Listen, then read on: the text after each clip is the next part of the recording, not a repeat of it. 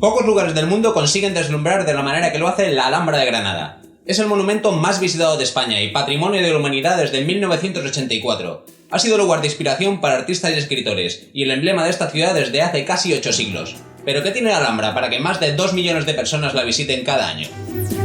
Puede que la respuesta a esta pregunta esté en el conjunto de elementos arquitectónicos, históricos, paisajísticos e incluso sensitivos que confluyen en la Alhambra, y que ejercen un magnetismo increíble en todo el mundo. Vamos a conocer sus palacios, sus murallas y sus jardines, y cómo ha llegado a ser la fortaleza árabe medieval más antigua y mejor conservada de Occidente. Bienvenidos a la Fortaleza Roja, la Alhambra de Granada.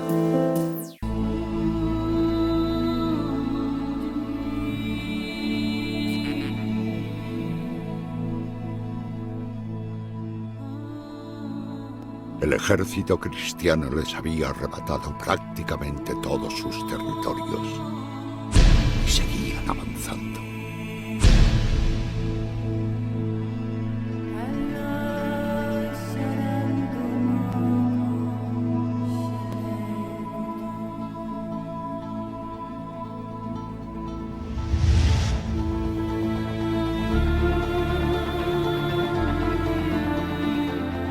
Ahora, el reino de Granada es el último refugio musulmán en la península.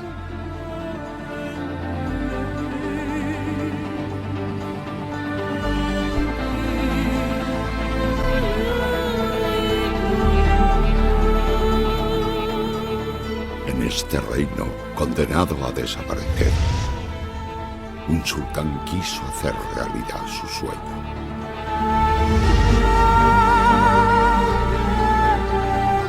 Alhambra, la Alhambra desconocida.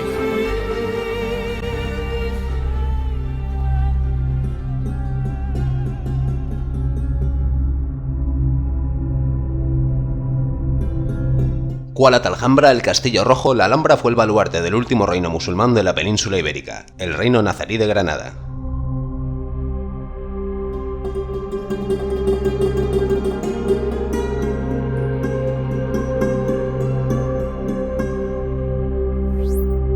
Desde aquí, la frágil monarquía nazarita, asediada militar y económicamente por los reyes cristianos, supo resistir durante 2 siglos y medio a la vez que alcanzaba su máximo esplendor cultural y científico.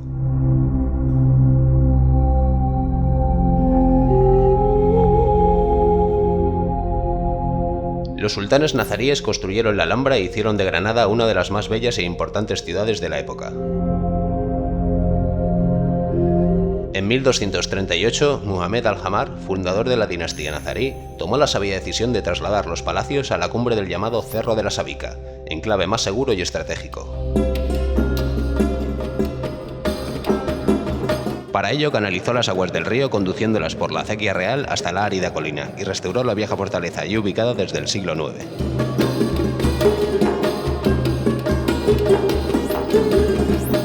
Una vez consolidados el reino y la defensa militar, los monarcas por excelencia constructores de la Alhambra fueron Yusuf I y su hijo Mohamed V y el siglo XIV, época dorada del siglo nazarí.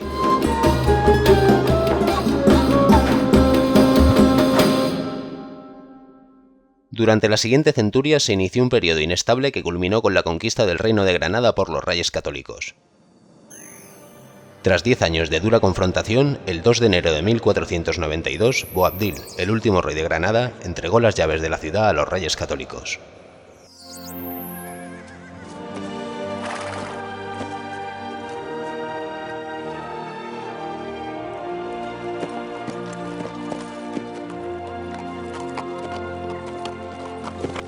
Tómate las llaves de mi ciudad.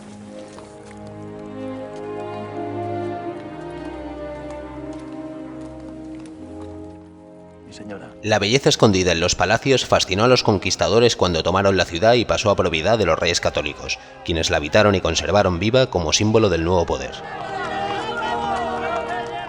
Gracias a ellos se conserva aún el único palacio árabe medieval existente en nuestros días.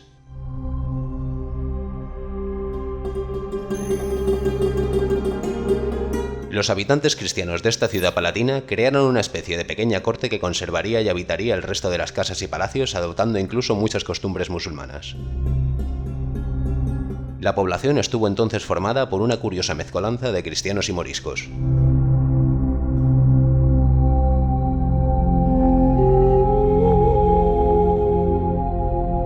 El descubrimiento de América trasladó el poder a Sevilla y con la desaparición de las Austrias de la corona de España, la Alhambra quedó relegada a un profundo olvido.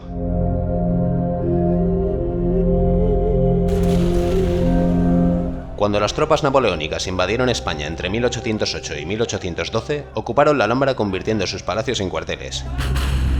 En su retirada minaron algunas torres, destruyendo parte de ellas y casi toda la medina.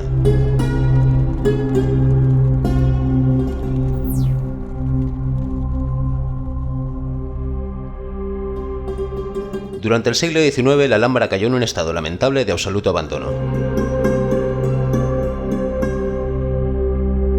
Los viajeros y artistas románticos que llegaron a Granada así la encontraron y posaron su mirada en ella, quedando hechizados por el exotismo del recinto y el paisaje que lo envolvía. Testigos excepcionales como el escritor norteamericano Washington Irving, con sus cuentos de la Alhambra, reclamaron su recuperación a la vez que difundieron por el mundo la singular imagen de Granada.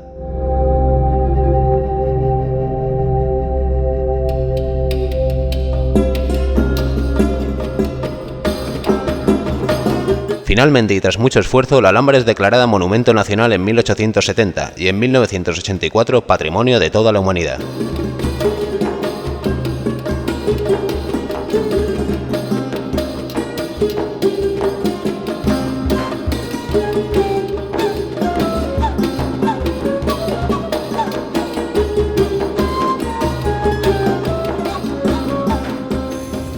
La Alhambra era una ciudad palatina independiente de la ciudad de Granada. Dentro de su recinto fortificado encerraba una ciudad de 10 hectáreas de superficie que vamos a dividir en 3 sectores, organizados en la Alcazaba, los Palacios y la Medina.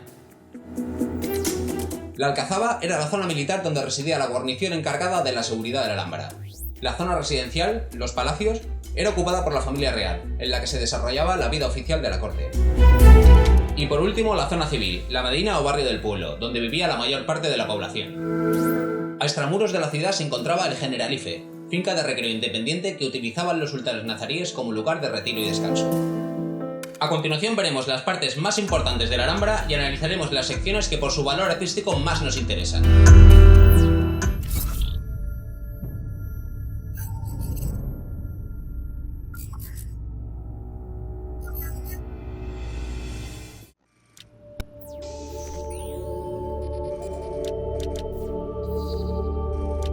La Alhambra cuenta con numerosas torres defensivas y varias puertas de acceso a la fortaleza. Por su valor histórico y artístico vamos a conocer las más importantes.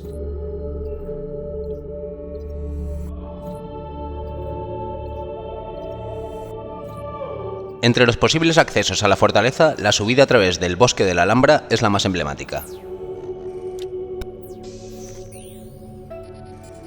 La primera de las puertas que nos encontramos es la majestuosa y triunfal Puerta de las Granadas. Edificada en 1536 por Pedro Machuca, se sitúa en la antigua muralla que unía la Alcazaba con las Torres Bermejas. Se construyó según los cánones del estilo renacentista y destacan, además del almohadillado y el escudo imperial del frontón, el símbolo de la ciudad, las 3 grandes granadas que rematan y le dan nombre. Traspasada la puerta, el bosque de la Alhambra acoge al paseante y envuelve los caminos en un halo de misterio.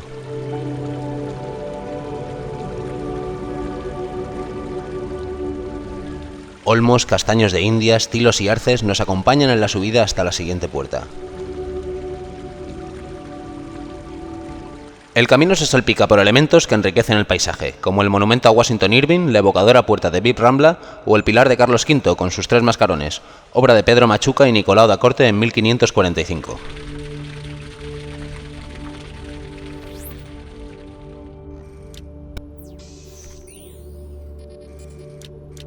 La Puerta de la Justicia, llamada Al-Sharia por los nazaríes, es desde su construcción en 1348 la más importante y grandiosa de las entradas al recinto amurallado de la Alhambra.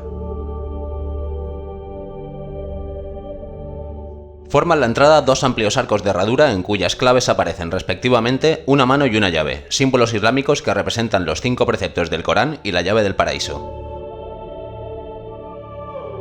Sobre el segundo arco, encima de la inscripción árabe dedicada al fundador de la puerta, colocaron los reyes católicos una imagen de la Virgen con el niño, como expresión simbólica del nuevo poder cristiano.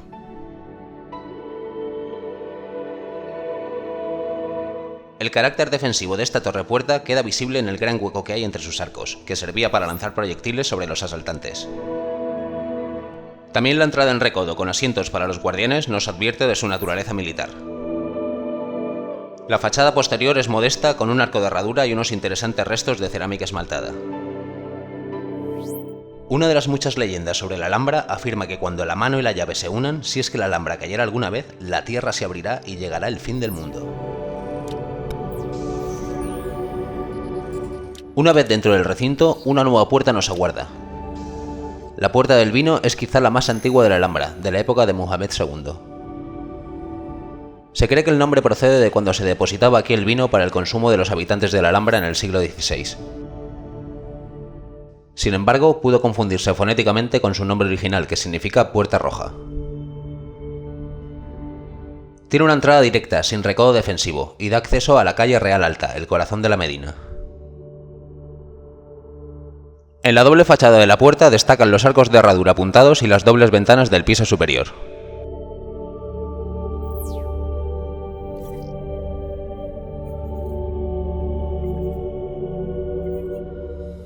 La Torre de los Siete Suelos se encuentra en el flanco sur de la muralla. Era una de las entradas más importantes en tiempos nazaríes, ya que a través de ella se accedía a la Medina. Su nombre proviene de la creencia que afirma que existen 7 pisos subterráneos bajo el baluarte cristiano que la defiende, aunque solamente se conocen 2. Además, ha sido uno de los últimos lugares en ser abiertos al público.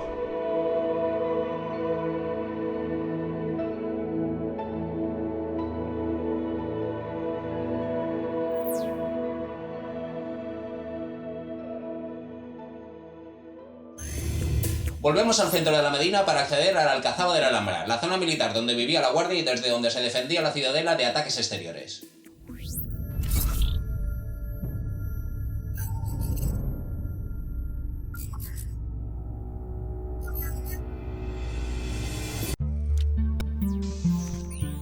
La Alcazaba de la Alhambra es la parte más antigua de toda la ciudad palatina, y al abrigo de ella irían surgiendo las demás construcciones del recinto.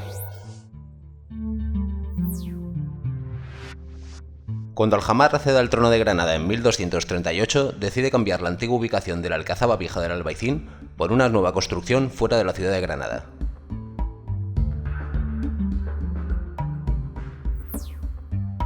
El Cerro de la Sabica, separado por la colina del río Darro, sería un enclave estratégico donde se controlaba y defendía toda la Vega de Granada. De forma triangular, está cerrada por una doble muralla y esconde un foso o corredor de ronda entre sus adarves. Está jalonada de torres defensivas que dibujan el perfil de la fortaleza.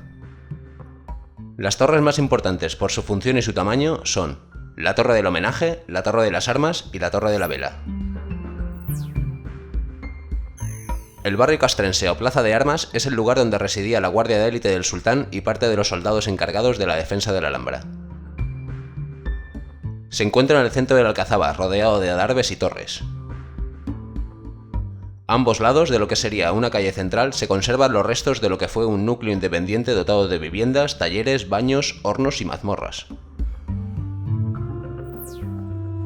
Es habitual encontrar una torre del homenaje en todo castillo medieval, donde generalmente vivía el jefe de la fortaleza. Esta torre solía ser, desde el punto de vista estratégico, el último refugio dentro de una fortificación y la mejor defendible. Es la torre más alta de toda la Alhambra, con 6 pisos, desde donde se domina toda la ciudad y su territorio. En la última de sus plantas hay una pequeña vivienda con 4 habitaciones y un patio interior, en la que se piensa podía haber habitado Alhamar, el primer sultán nazarí. La torre se encuentra flanqueada por la Torre Quebrada y la Torre del Cubo, un baluarte del siglo XVI construido por los cristianos. Esta torre de finales del siglo XIII abre una de las 4 puertas exteriores que se intercalan en la muralla. Por aquí accedían los súbditos a la ciudadela y los palacios para resolver sus asuntos burocráticos. Traspasada la puerta, serían atendidos por el sultán o su personal de gobierno, no sin antes de poner sus armas, de ahí su nombre.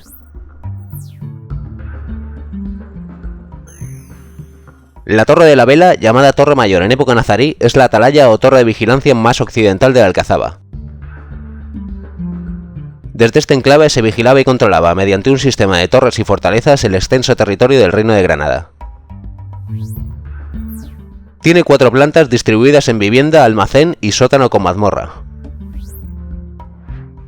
Como casi todas las torres de la Alhambra, estaba coronada de almenas en tiempos nazaríes.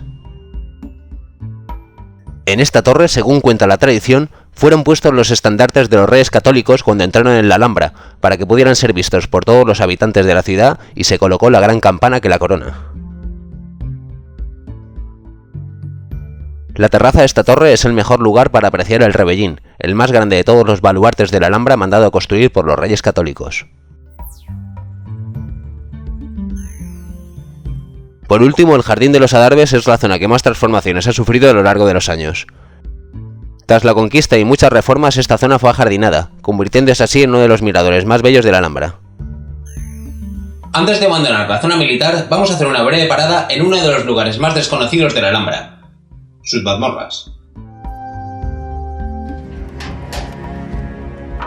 Junto a la parte alta, llena de luz, llena de lujo y sensualidad, vemos pasadizos secretos. Y junto a la belleza de la estética, también vemos conspiraciones.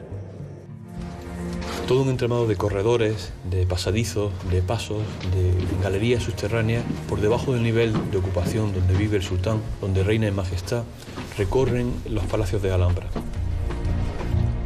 Eran lugares completamente desconocidos para los granadinos, para los súbditos, lugares que ocupaban únicamente esos soldados que garantizaban la vida del sultán.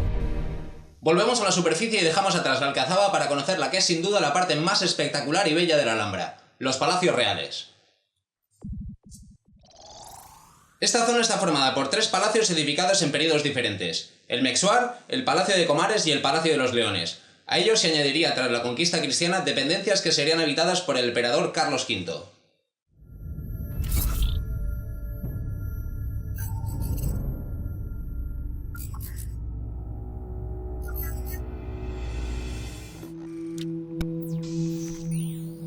Esta parte de los palacios tuvo una marcada función pública: administración de justicia, reuniones del consejo y tareas burocráticas. Es el palacio más antiguo, edificado en su mayor parte por Ismail I, y ha sido el que más modificaciones ha sufrido a lo largo de los tiempos. Ha sido también el más castigado, sobre todo en su sector más occidental, del que en su mayor parte solo quedan restos arqueológicos. El resto del palacio ha sido mejor conservado.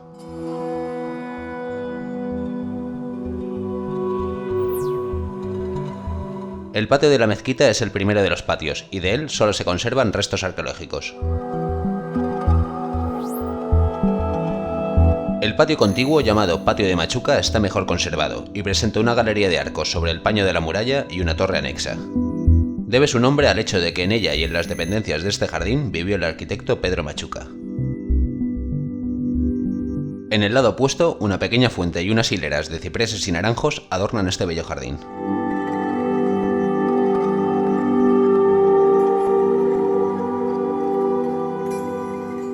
La sala del Mexuar es el primero de los espacios palatinos. Aunque fue obra inicial del sultán Ismail I, las reformas acometidas en los siglos XV y XVI predominan sustancialmente la configuración del espacio original.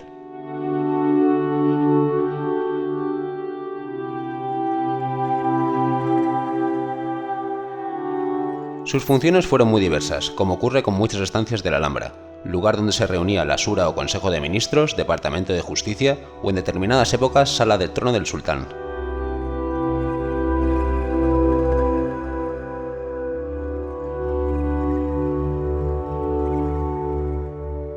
Originariamente el espacio era de menores dimensiones y se distribuía en torno a las 4 columnas centrales. El techo estaba abierto por una gran linterna, que dejaba pasar la luz y que cerraba una elevada cúpula de cristal. Los cristianos convirtieron este espacio en capilla, de ahí la existencia del coro, y abrieron las ventanas laterales, ampliaron la sala por el fondo y construyeron la planta superior.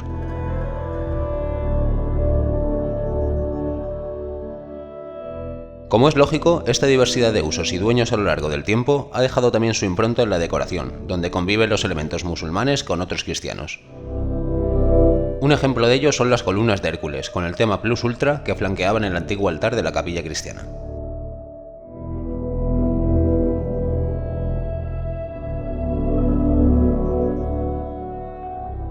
Al fondo se encuentra el oratorio, un íntimo espacio de bellas vistas al Albaicín y orientado hacia la Meca. Muy restaurado, destaca en él su mihrab, un nicho en la pared en el que se colocaba el Corán, adornado por un arco en forma de herradura y la inscripción «No seas negligente y ven a la oración».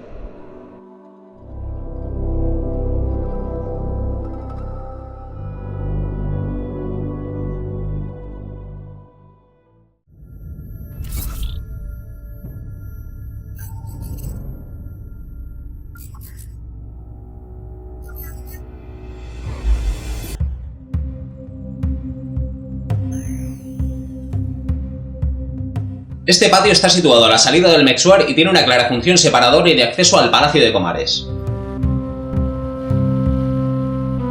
Una pequeña taza de mármol domina todo el espacio. A ambos lados, dos bellos costados resaltan sobre el resto del patio sin apenas decoración. Al norte, el pórtico del Cuarto Dorado. Al sur, la fachada del Palacio de Comares.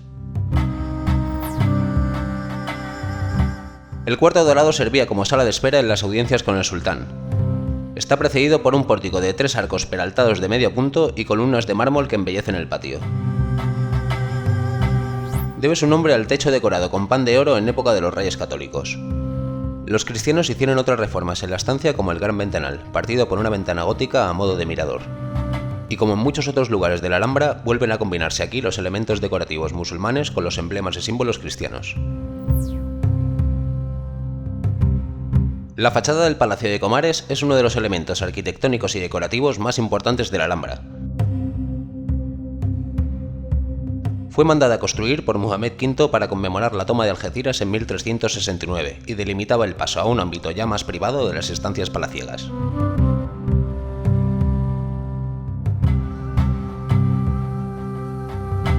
La historia describe que al sultán en lo alto de la escalinata, justo en el centro de la imponente fachada. Desde aquí, sentado en su trono, escuchaba a sus súbditos, impartía justicia y recibía a los embajadores extranjeros. La fachada presenta una decoración extraordinaria, trazos geométricos, formas vegetales y paños epigráficos que aluden a las dos puertas que contiene y aquello que éstas esconden. La de la izquierda, tras recorrer un pasillo en recodo vigilado por guardianes, nos conducía al gran patio del palacio. La de la derecha, a estancias posiblemente destinadas al servicio. Un vistoso alero de madera de cedro corona la fachada. Bajo él, ventanas cerradas con celosías de madera hacen pensar que el otro lado del espacio ya no es público, tan solo habitado por el sultán y su familia, donde los ojos ajenos ya no pueden mirar.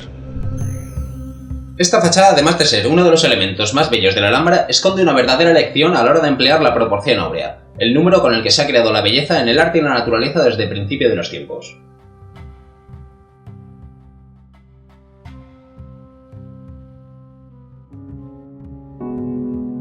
El número áureo forma parte de nuestro cuerpo. Si consideramos que nuestra estatura es un segmento, el ombligo dividiría ese segmento en dos partes que sus longitudes estarían según la proporción áurea. Pero si se sigue subdividiendo cada una de esas partes, los genitales volverían a ocupar ese punto clave, o el tórax, o en la cabeza la nariz, o en el brazo el codo. Estamos proporcionados según el número áureo. En 1950, el arquitecto Le Corbusier retomó este ideal clásico de la belleza y estableció una relación entre las medidas del hombre y la arquitectura a través de su conocido modulor. haciendo la comparación con el modulor de Le Corbusier, se puede apreciar fácilmente cómo hay una parte de la fachada que es donde descansan las ventanas, sería exactamente la posición que ocupa el ombligo en el cuerpo humano. Los decorados murales que hay sobre las puertas están exactamente a la altura de los genitales. Cómo la cabeza está a la altura donde empieza el zócalo de madera y cómo con el brazo extendido se llega hasta la parte superior de esa fachada. En ese proceso de identificación con el cuerpo humano es donde el observador y lo observado se identifican. Se produce esa mímesis que decía Aristóteles y tenemos una sensación placentera de belleza. Accedemos al Palacio de Comares, el gran palacio de Yusuf I, que encierra uno de los aposentos más importantes en tiempos nazaríes, el Salón del Trono o Salón de la Justicia, testigo de los grandes acontecimientos del Reino de Granada.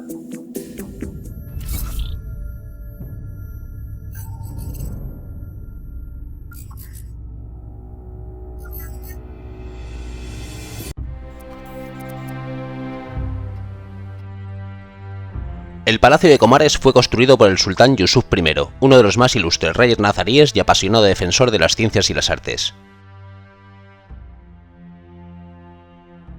Tras su muerte fue completado por su hijo Muhammad V, y con ambos reyes el reino nazarí alcanzaría su máximo esplendor.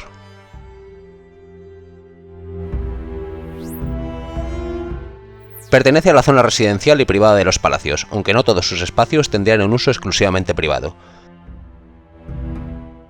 También aquí tendrían lugar actos oficiales de la corte o recepción de delegaciones extranjeras.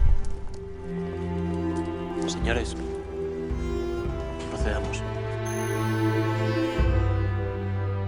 El Palacio de los Arrayanes está atravesado por una gran alberca y, como en todas las casas musulmanas, es el eje central en torno al cual se distribuyen las demás dependencias del palacio.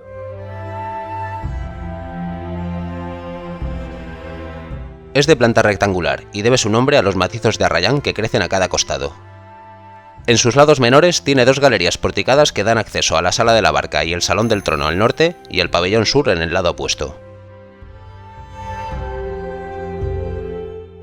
Los lados mayores están recorridos por puertas que dan acceso a estancias independientes de 2 plantas.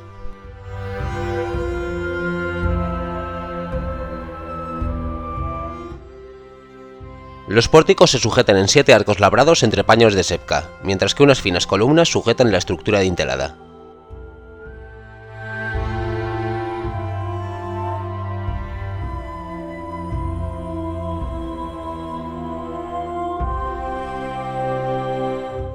El agua es un elemento fundamental en la Alhambra, una fuente de vida y un símbolo del paraíso musulmán.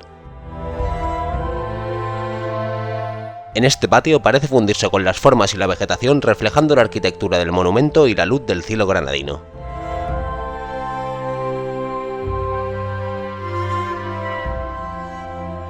Tras el pórtico norte sobresale la gran mola de la Torre de Comares, y en el sur la galería porticada del piso superior. En el lado oeste se encuentran los baños reales.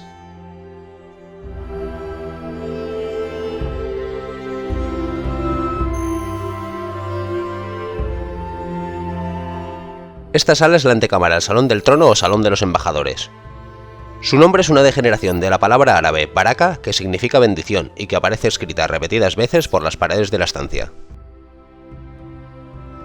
Se accede a través de un arco apuntado con enjutas de motivos vegetales.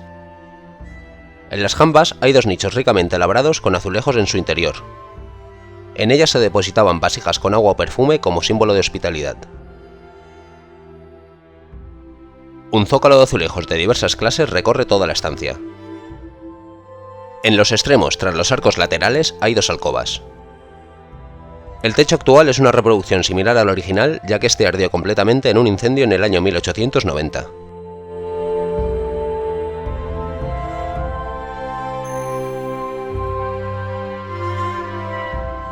Los baños reales, aunque actualmente tienen un acceso independiente, en su origen pertenecían al Palacio de Comares. Son los únicos baños conservados dentro de los palacios reales y datan del reinado de Yusuf I.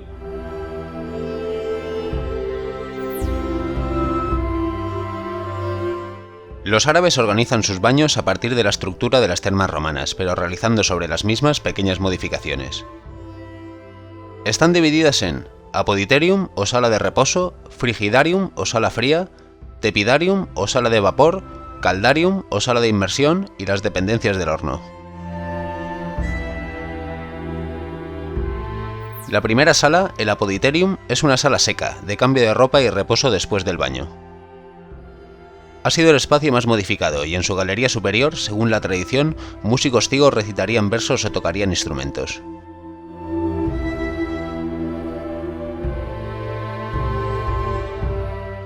Las otras tres salas, Frigidarium, Tepidarium y Caldarium, estarían destinadas al baño, con agua a altas temperaturas y vapor en el ambiente.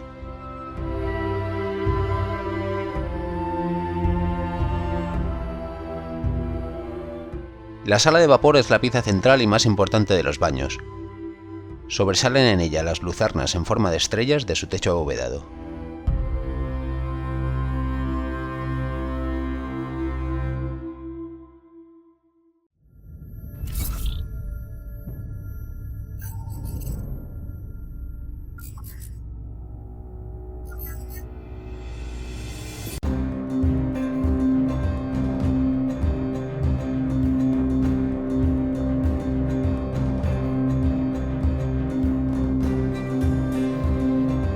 La sala más grande de todo el Palacio de Comares es el Salón del Trono o Salón de los Embajadores de la Alhambra, llamado así por estar destinado a recibir las audiencias privadas del monarca.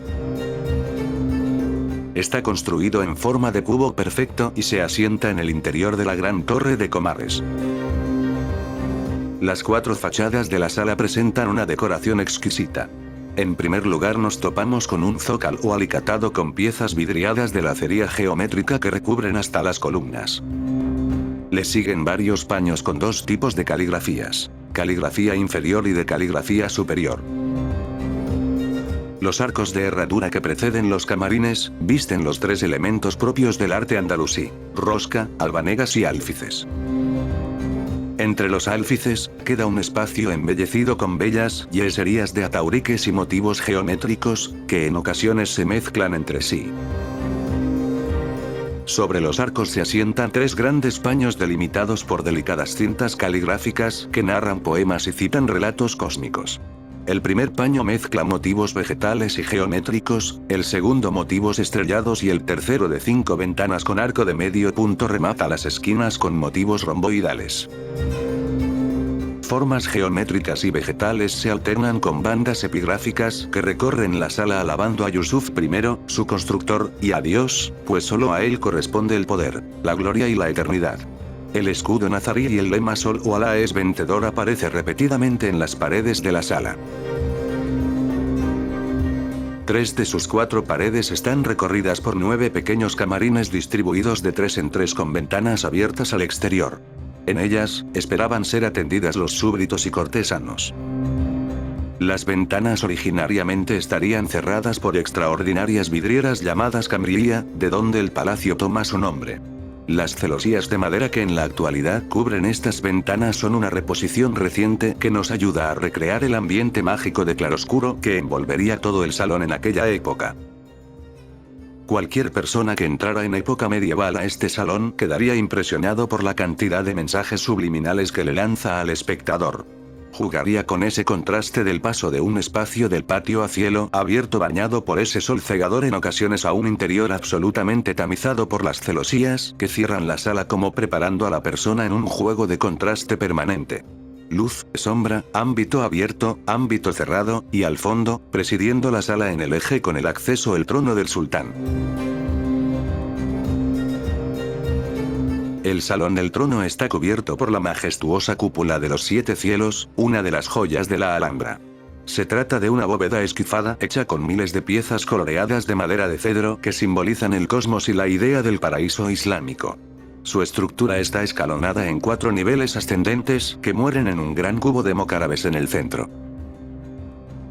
Se decora con 7 tipos de coronas de estrellas concéntricas que van ascendiendo progresivamente y que representan cada uno de los 7 cielos que debe superar el alma hasta llegar al último nivel de la cúpula, el paraíso islámico. El techo que cubre la estancia es una representación iconográfica de la escatología del Islam, una representación geométrica de lo que ocurre después de la muerte. están representados los 7 cielos que se van superponiendo mediante un juego de estrellas que van ascendiendo hacia el cupolín central que representa el Arsh, el trono de Dios, a partir del cual está el paraíso. Las 4 aristas del techo que confluyen en esta cúpula central simbolizan los 4 árboles del universo, heredados de la cultura judía y asimilados por el Islam.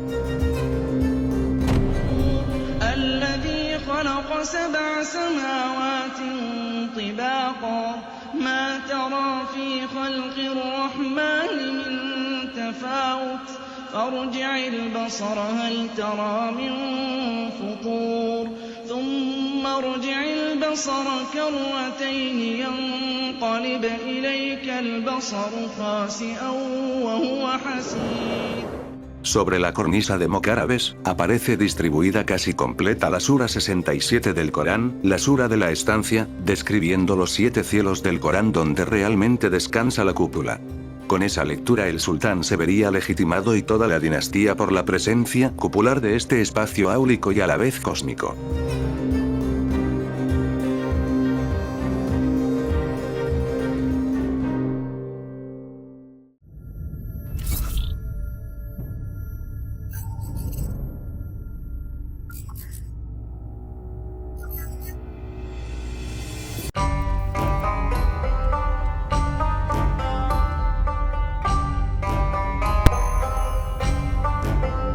El Palacio de los Leones está considerado como la zona más íntima y privada de todos los palacios.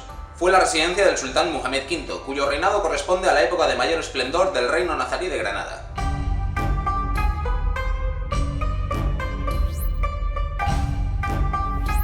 El acceso y comunicación actual entre los palacios fue obra cristiana. Por eso, la entrada a este palacio originalmente se hacía desde la desaparecida calle Real Baja. El patio central está ocupado por el famoso Patio de los Leones, alrededor del cual se distribuyen las demás dependencias del palacio. Estas son las siguientes: la sala de los mocárabes, la sala de los abencerrajes, la sala de los reyes, la sala de las 2 hermanas, la sala de los aljimeces y el mirador del Indaraja.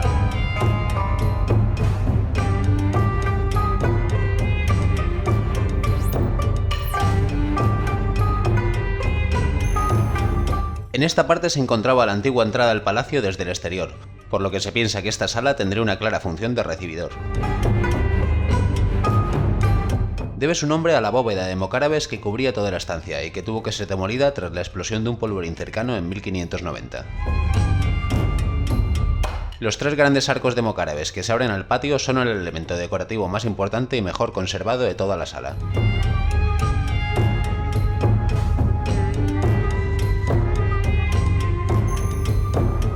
La sala de los abencerrajes se encuentra en la zona sur del palacio y fue utilizada como una dependencia privada del rey.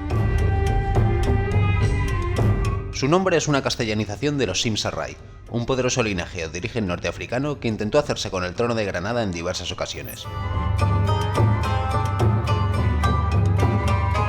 Según la leyenda, aquí fueron degollados todos los miembros de la familia tras una conspiración llevada a cabo por el propio sultán, y según la leyenda también, la sangre derramada no ha conseguido borrarse de la fuente que ocupa el centro de la sala.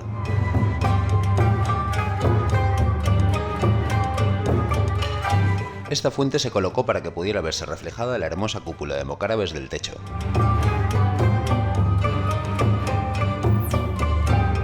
Descansa sobre un tambor en forma de estrella de 8 puntas, donde se abren ventanas de medio punto que dejan pasar la luz de forma diferente a lo largo del día. Representa una bóveda celeste, una nueva alegoría al paraíso, y es sin duda uno de los elementos decorativos más importantes de toda la Alhambra.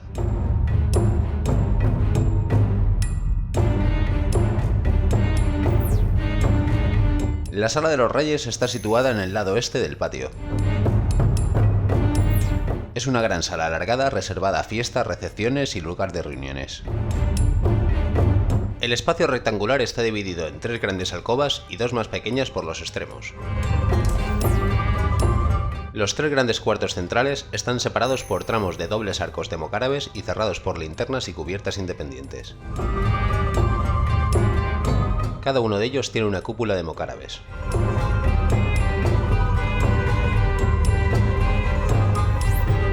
A lo largo de toda la sala se abren 5 alcobas. De ellas, las 3 centrales tienen sus bóvedas decoradas con pinturas. Estas pinturas fueron realizadas sobre cuero y posiblemente fueron obra de mano cristiana. La bóveda central representa a 10 nobles musulmanes o 10 reyes nazaríes. De ahí el nombre de la sala. Las otras 2 cúpulas se decoran con escenas caballerescas.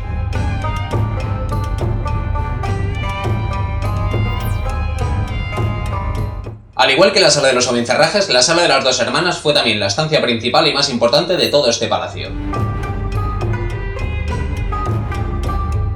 El espacio se distribuye en torno a una pequeña fuentecilla circular con 2 alcobas laterales, y debe su nombre a las 2 grandes losas de mármol que hay en el pavimento de la sala principal. Por su rica decoración, este es uno de los espacios más importantes de todo el monumento, tanto por los paños de estuco que recubren totalmente sus muros como por el zócalo de azulejos de la parte baja. Por encima del zócalo, un poema de Ibn Zarrak recorre toda la estancia. El elemento decorativo más llamativo vuelve a ser la fabulosa cúpula de mocárabes del techo. Se construye sobre un tambor octogonal con ventanas, que al igual que la sala de los Abencerrajes, ilumina la estancia creando bellísimos juegos de luces y sombras.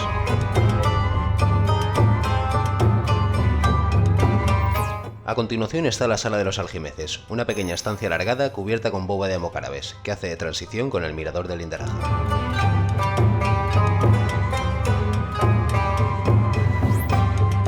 El mirador de Daraxa o de Lindaraja es un pequeño cuarto separado de la sala de los Algimeces. Su nombre procede de las palabras árabes Alain Daraisa, que significa los ojos de la casa de Aisha, por lo que debió ser un lugar destinado a la mujer favorita del sultán.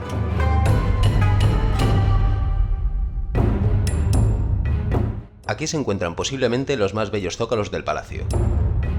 El de azulejos de su parte baja dibuja pequeños mosaicos formando estrellas geométricas. El que cubre las jambas del arco de entrada por las inscripciones epigráficas en cerámica de su parte superior es muy poco frecuente.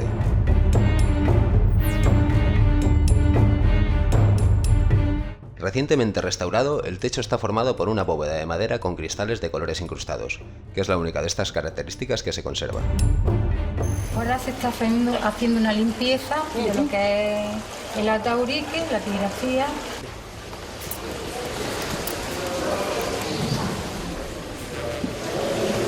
Es como hacerle un pequeño lifting a la abuelita, pero sin quitarle totalmente las arrugas, ¿vale?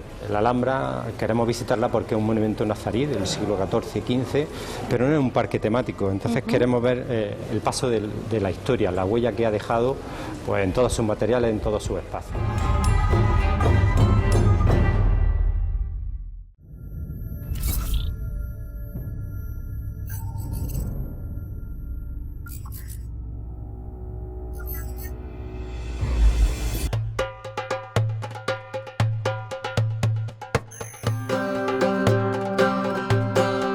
Nos encontramos en el lugar más emblemático de la Alhambra, el más fotografiado y el más dibujado. Se trata del Riad Al Said, el Palacio del Jardín Feliz, mundialmente conocido como Patio de los Leones.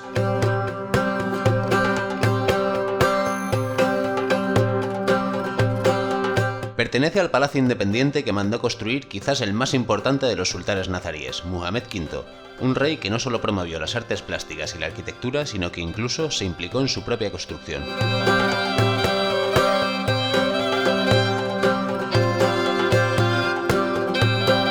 El patio, de planta rectangular, está flanqueado por una arquería de 124 columnas de mármol de Macael y finos tapices de estuco con motivos vegetales y epigráficos. La galería se abre con 2 puertas laterales y otros 2 pórticos en sus extremos.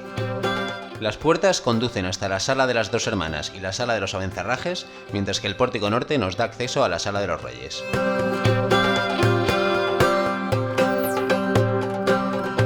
Todo el recinto del patio es un espacio excepcional, una alegoría al paraíso musulmán donde reina la armonía en sus formas y la proporción áurea en todo su diseño. Un oasis al abrigo de un bosque de palmeras donde el sultán pasaba sus horas más privadas.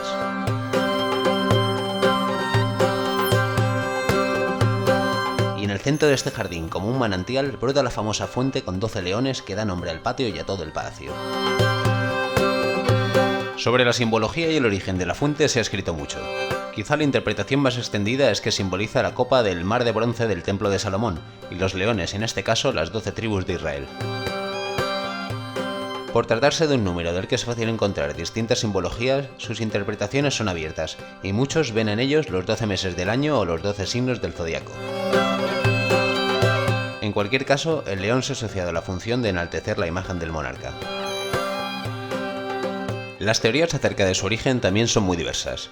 Es posible que se trate del regalo de un gobernante judío al monarca en el momento de la construcción del palacio. Teoría que confirmaría el carácter hebreo de su simbología. En Mesopotamia, en antigua Babilonia, en el propio Egipto, en el mundo hitita, vemos conformados la imagen de los leones como protectores, también como fuente del poder, y los primeros califas de Damasco asumen esos elementos figurativos y los trasladan a sus propios palacios. Estos leones de nuestra fuente son leones de expresionismo en sus rostros. De hecho, el estudio ha revelado que tienen una fisonomía diferenciada. Hay un león que tiene rasgos africanos, con una nariz achatada, con un gran volumen de cabeza. Hay otro león más estilizado, con una nariz que forma un perfil en forma cóncava. Y luego hay otro león con un perfil de nariz más geométrica. Y como narra el poema de la fuente, atentos a la orden del sultán para poder atacar. La taza está tallada en su borde superior por un poema, obra del poeta y ministro del reino Ibn Zarak. En él se ensalza a Muhammad V y se describe la actitud de los leones y la belleza de la fuente y del agua que se derrama por ella. Líquida plata, es como si el agua fuera plata líquida, blanca y pura como la perla entonces. Parece que lo que es sólido fluye, el mármol que fluye. Agua y mármol parecen confundirse sin que sepamos cuál de ellos se desliza. De cada una de las 4 alcobas laterales que hay en los costados surge un canal de agua que desemboca en la fuente central. Estos canales también tienen su significado y representan los 4 ríos del paraíso musulmán que dividen el mundo en 4 partes. A partir del siglo XVI, los cristianos cambiarían la configuración original de la fuente, añadiendo una segunda taza y un gran surtidor. Estos cambios pueden apreciarse todavía en los grabados y fotografías más antiguas del patio. En el año 1966 se le devolvió su apariencia inicial.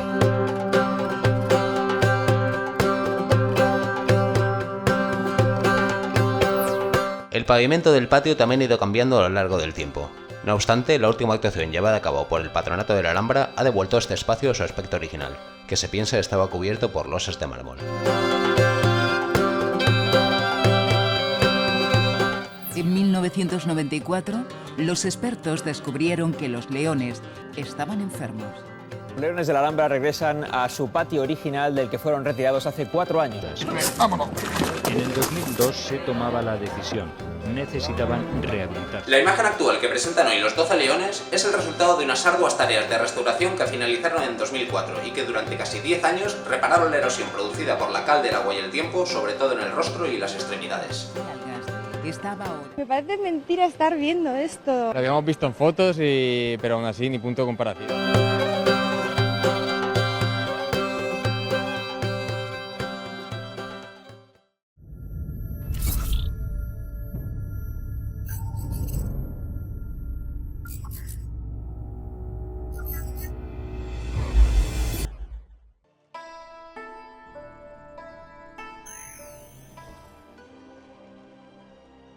Cuando los reyes católicos entraron en la Alhambra en 1492, quedaron tan impresionados por la belleza de los palacios que decidieron fijar aquí su residencia para sus estancias en Granada. Ellos emprendieron unas obras de reforma y conservación que continuó su nieto Carlos V cuando llegó a Granada en 1526, quedando igualmente admirado por este lugar. Benditos nuestros abuelos que ganaron para España este milagro. En el año 1528 se aprobó construir aquí unas dependencias que transformaron lo que antes eran unos jardines en un espacio cerrado, integrado por 2 patios contiguos, sus galerías y una estancia más dedicada a la emperatriz Isabel.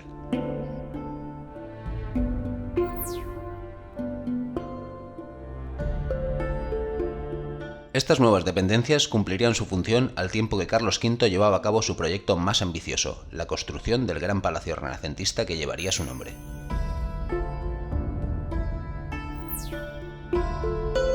El conjunto puede dividirse en las habitaciones del emperador, los patios de la Reja y del Lindaraja y el peinador de la reina.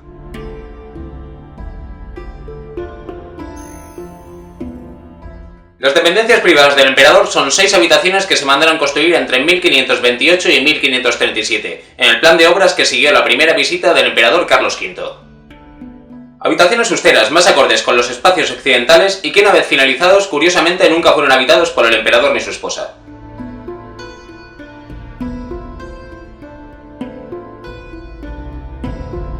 La habitación más grande es conocida como el despacho del emperador, de la que destacan su gran chimenea y el techo de cuarterones con el lema Plus Ultra y las iniciales K e Y, del latín Carolo e Isabel. El resto de estancias fueron pensadas como dormitorios del emperador y la emperatriz. También son conocidas como las habitaciones de Washington Irving, ya que en ellas vivió en el año 1829. Las dos últimas salas de menores dimensiones son conocidas como Sala de las Frutas, por los dibujos que aparecen en sus techos.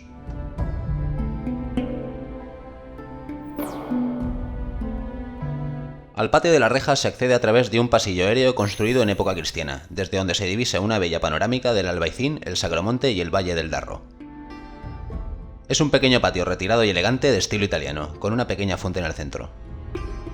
Recibe su nombre de la reja a modo de balcón que recorre la parte superior de su pared sur.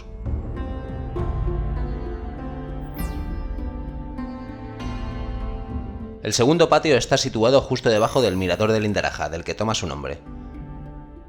Las galerías porticadas de su parte baja fueron hechas con columnas traídas de otros lugares de la Alhambra. En la parte alta están las habitaciones de Carlos V. El centro lo ocupa una fuente de traza cristiana, salvo la taza de mármol blanco de la parte superior, que es nazarí.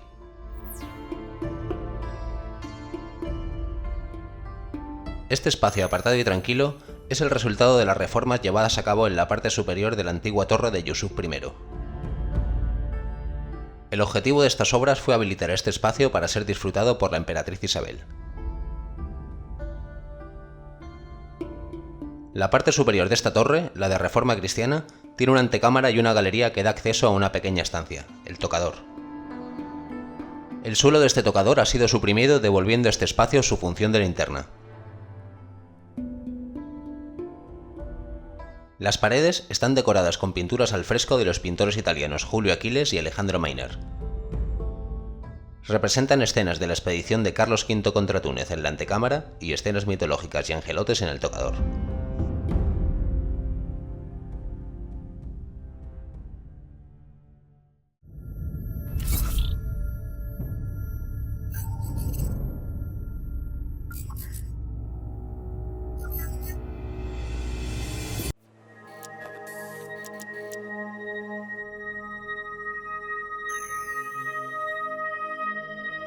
Carlos V llegó a Granada en 1526, tras su boda en Sevilla con Isabel de Portugal. El rey quedó tan sorprendido por la belleza de la Alhambra que mandó construir un palacio que fuera digna morada del emperador del Sacro Imperio Romano y que expresase el triunfo de la cristiandad frente al Islam. Las obras se iniciaron en el año 1527 bajo la dirección de Pedro Machuca, un artista que había trabajado en Italia posiblemente como discípulo de Miguel Ángel. En una España en la que el estilo imperante era el plateresco y que no se había despegado totalmente del gótico, Machuca diseñó un palacio revolucionario que corresponde estilísticamente al manierismo, estilo que estaba dando sus primeros pasos en Italia.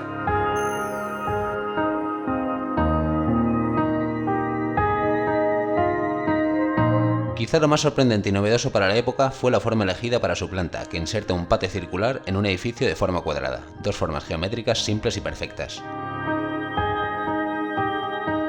El edificio fue proyectado utilizando las fórmulas clásicas de la antigüedad grecorromana, símbolo de poder y perfección rescatadas del Renacimiento italiano.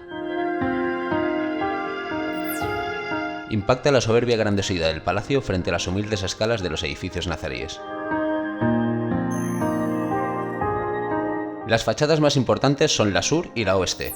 En ellas sobresalen las portadas y la diferencia decorativa de sus dos cuerpos, inferior y superior.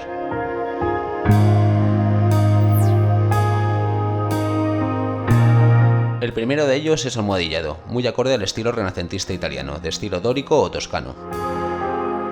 De las pilastras cuelgan argollas de bronce decoradas con animales imperiales, como el águila o el león. El superior apunta a detalles de una tradición renacentista tardía y alterna pilastras jónicas y vanos adintelados por frontones. La portada sur se decora con columnas jónicas con fuste estriado y pilastras en la parte inferior y columnas corintias en la superior. Esta portada daba acceso a los aposentos de la emperatriz y se distingue decorativamente de la portada oeste, que da acceso a la zona palatina del emperador, fachada principal y entrada al palacio. De la fachada oeste cabe destacar los 4 bajorrelieves de mármol en el pedestal de las columnas. En ellos aparecen escenas de la batalla de Pavía, angelotes que sostienen el mundo con la corona imperial o las columnas de Hércules. Los dibujos de estos relieves son de Machuca y los mármoles fueron tallados por Juan de Oré y Leval. El patio interior sobrecoge por su austeridad y la sencillez de las columnas de sus 2 plantas. La inferior, con 32 columnas, es de estilo dórico y de fuste liso sin estrías. La superior es de estilo jónico. Fueron elaboradas con aglomerado de aluvión, y no de mármol de Macael como se proyectó en un principio, material mucho más asequible para las arcas del imperio.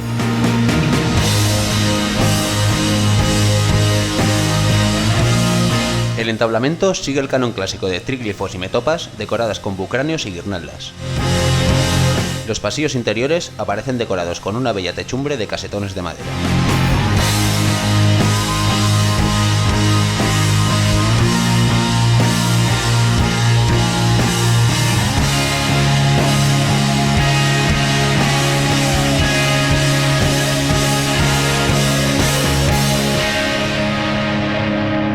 Las estancias del palacio albergan 2 importantes museos, el Museo de la Alhambra y el Museo de Bellas Artes. Tanto por sus colecciones de arte nazarí como por su selección de pintura y escultura barroca granadina, son visita obligada para comprender el arte producido en Granada a lo largo de su historia.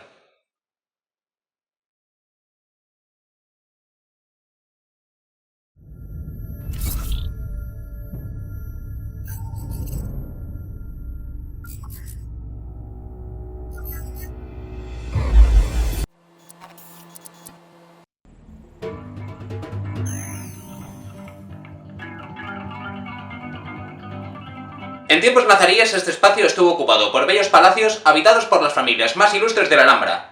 Gran parte de estas edificaciones han desaparecido y sobre sus restos arqueológicos ajardinados se construyeron a principios del siglo XX los jardines del Partal.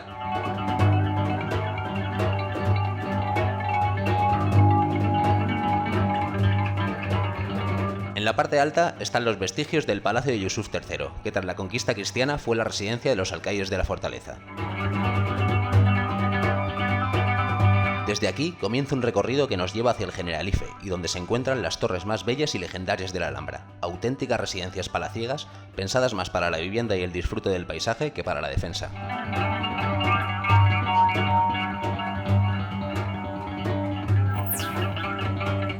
El Palacio del Partal, del árabe pórtico, da nombre a todo este espacio y es el más antiguo de la Alhambra, de la época de Muhammad III. Consta de una torre con una galería porticada de 5 arcos y un estanque que nos permite identificar lo que en su día sería un palacio.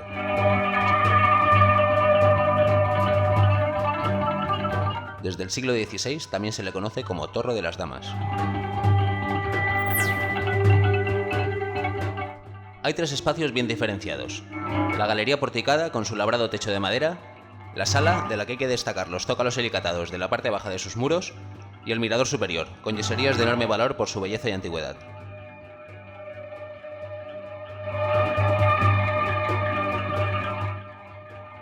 El techo de este mirador es de madera tallada y tiene forma de cúpula. Es una copia del original localizado en el Museo Islámico de Berlín.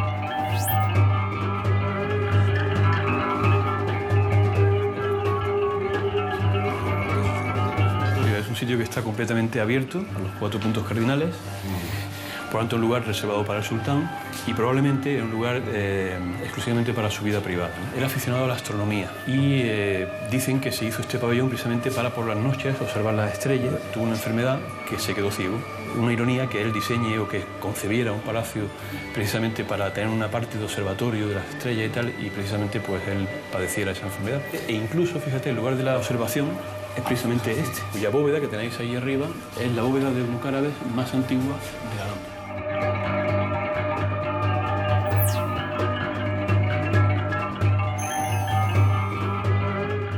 Unas casas árabes y un oratorio lindan con los restos de este palacio.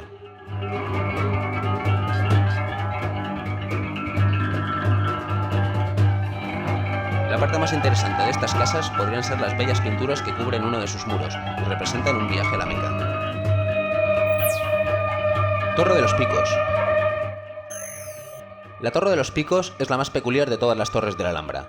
Toma su nombre de las almenas o ménsulas que flanquean su terraza, y su construcción es de finales del siglo XIII o principios del XIV. Tiene 3 cuerpos y se encuadra dentro de la tipología de torres vivienda. La torre protegía la puerta del arrabal, uno de los 2 accesos del flanco norte y paso y salida natural hacia el Generalife. Tras la conquista, los cristianos la ampliaron, construyendo un baluarte exterior y unas caballerizas. Torre de la Cautiva. La Torre de la Cautiva es como un pequeño palacio dentro de una torre. Tiene una estructura muy similar a la de cualquier vivienda de la Alhambra, con planta superior y terraza.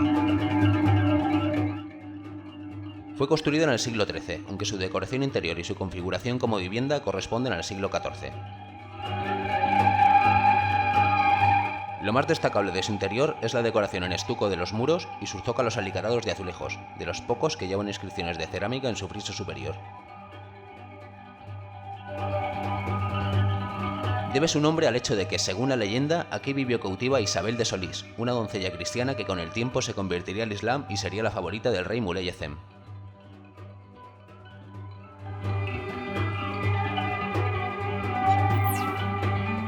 Torre de las Infantas. La Torre de las Infantas es una de las últimas construcciones de la Alhambra musulmana, de la época de Mohamed VII, que corresponde a un periodo ya decadente del reino nazarí y que se refleja en una decoración mucho más sencilla.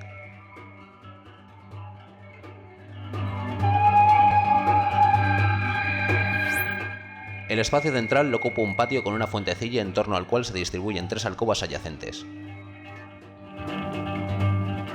La planta superior apenas tiene decoración. El techo original era de mocárabes, pero fue destruido por un terremoto en el siglo XIX y sustituido por el actual de madera. Su nombre actual proviene de que, según la leyenda de las 3 hermosas princesas que describe Washington Irving en sus cuentos de la Alhambra, en esta torre vivieron 3 hermosas princesas.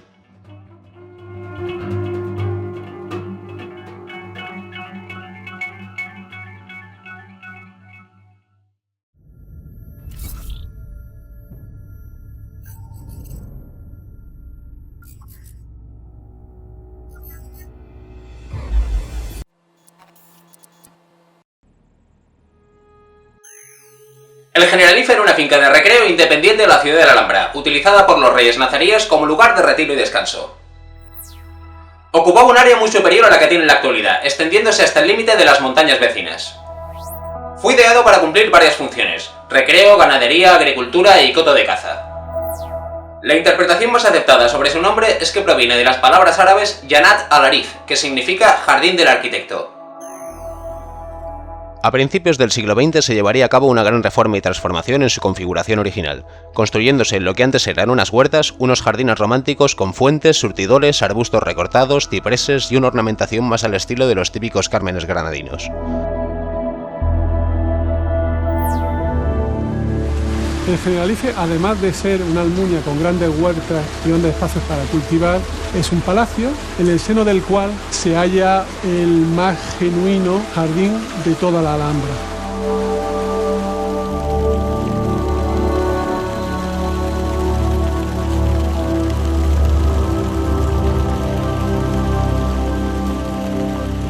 En este jardín la pieza esencial, como en todos los jardines nobiliarios, medievales, islámicos, es la del agua. Este es un jardín de placer. es un jardín de disfrute, un jardín sensorial, donde se disfruta del olor, con plantas aromáticas como el cantueso, las mentas, las melisas. Un jardín del color, con rosas, adormideras, jacintos, con lirios.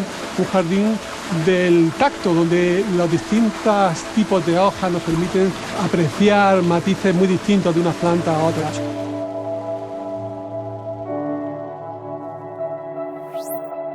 La extensión del Generalife la hemos dividido en los jardines nuevos, el Palacio del Generalife con su patio de la acequia, el Jardín de la Sultana, los jardines altos, la escalera del agua y el mirador romántico. Veamos las partes más importantes.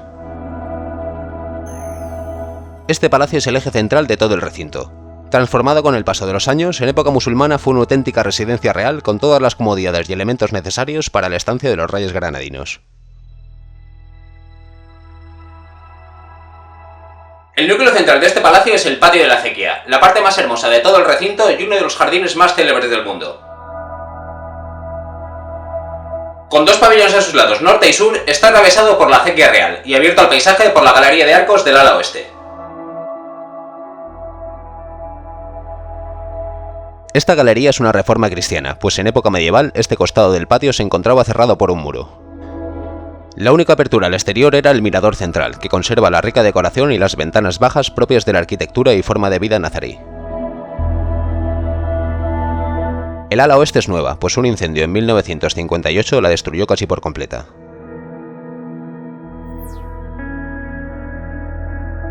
De los dos pabellones del patio, el norte es el más interesante y estaba destinado a los aposentos del rey. Presenta una disposición tradicional con un pórtico de 5 arcos y alcobas adyacentes, en el que el arco central es mucho más ancho que los laterales.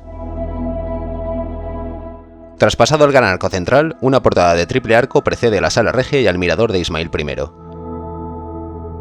La rica y profusa decoración de sus estucos nos invita a pensar en la importancia de la persona que disfrutaría las vistas de este mirador. Las plantas superiores de este pabellón son una ampliación cristiana de 1494.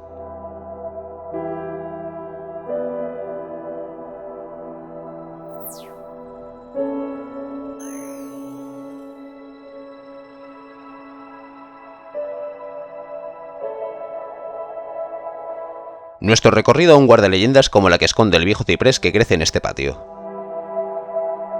Según esta, el sultán Muley Hacén sorprendió tras este árbol las confidencias amorosas entre la sultana y un caballero en cerraje, lo que daría lugar a la matanza de toda esta familia granadina.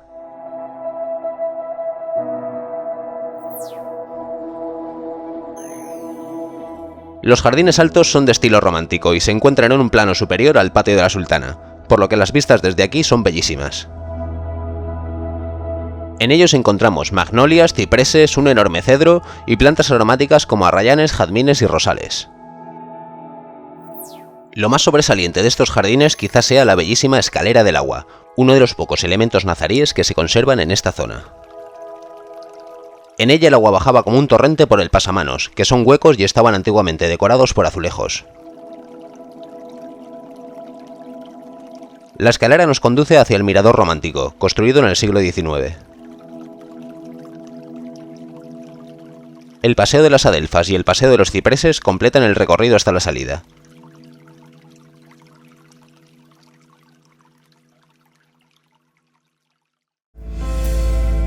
Hoy el silencio y la tranquilidad del reino nazarí ha dejado paso al bullicio y la actividad del turismo. Ha sufrido terremotos, explosiones de batalla y más de un siglo de abandono del que fue lugar de reyes, viajeros y mendigos. Nuestro viaje por la Alhambra ha terminado, pero ya sabéis que podéis seguirnos en las redes sociales y a través de nuestra página web. Muchas gracias y hasta la próxima.